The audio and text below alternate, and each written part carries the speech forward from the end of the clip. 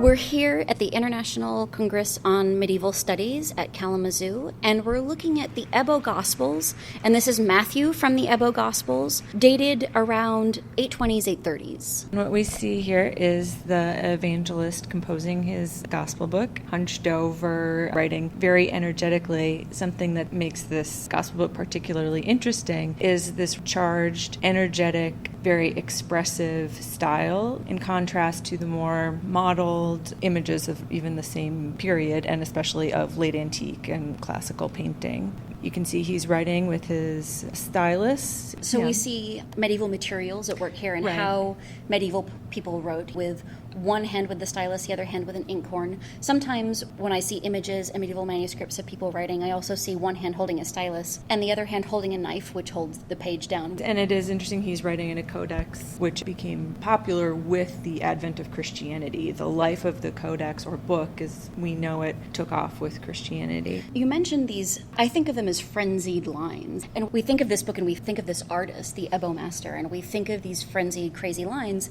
And when I think of this, I think of the Utrecht Psalter, and that these lines must have been how Carolingian artists interpreted classical drawing style. But I think it's also interesting because this is a distinct style in contrast to other Carolingian works. And we see a little classically inspired landscape with buildings in the upper part. Yes. Again, a very classical motif. We should note Matthew's attribute up in the upper right-hand corner, which is a winged man. Each of the gospel writers has their own attribute, which is related to the book of Revelation. And the four apocalyptic beasts. Yeah, the four apocalyptic beasts. And then very early on in Christianity, this gets associated with the gospel writers. Matthew is the winged man, Mark is the lion, Luke is the bull, and John is the eagle. When we use the term Carolingian, what we really mean is art at the time of Charlemagne.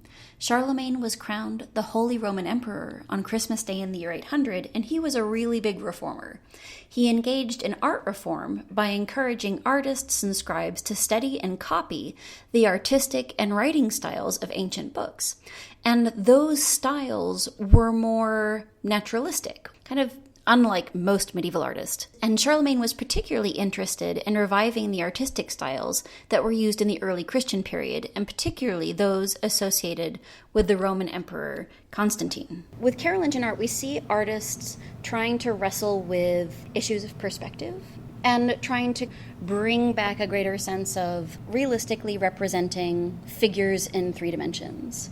And I see several ways in which the artist is trying to do that. One of them is that when we're looking at the leg here, and I see all this highlighting, which is bringing the leg forward to us, where this frenzied line style allows for a lot of highlighting and shadowing, and the shadows recede. So I see the artist wrestling with trying to give us a more 3-dimensional view of Matthew, while at the same time, the artist is missing badly in the footstool here, and its very strange position in relation to where Matthew was actually sitting. Yeah, and this awkward flattening, there's no foreshortening attempted in the stand for the book. And it effectively presents the book to the viewer in an interesting way, and I think does emphasize the act of writing and composition, which is, of course, important for an evangelist.